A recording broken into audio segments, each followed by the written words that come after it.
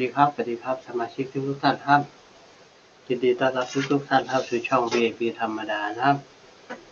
ช่อง VIP ธรรมดาก็จะมานำเสนอรายจูน VIP นะครับของวันที่24มิถุนายน2569นะ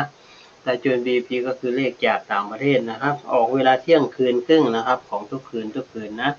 ช่อง VIP ธรรมดาก็จะมานำเสนอให้ท่านผู้ชมได้รู้ลมเพื่อความบันเทิงทุกคืนเช่นเดียวกันนะครับก็ขอบพระคุณสมาชิกทุกท่านนะครับที่แวะเข้ามาชมนะทุกคลิปเลยกดติดตามด้วยนะครับ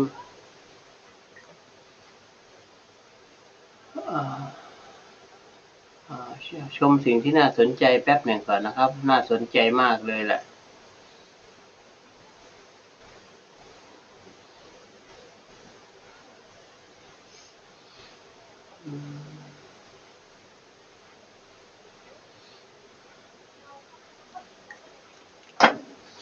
ครับมาชมคราวนี้ก็มาชมสิ่งที่ไม่น่าสนใจนะ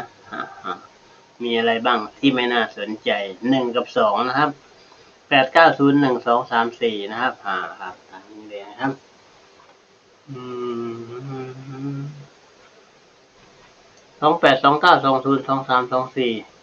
28292023241819111012นะครับ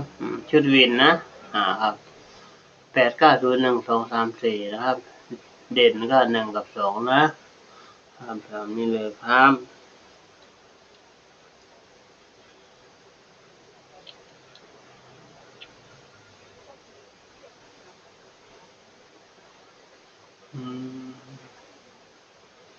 โอเคนะจดทันนะ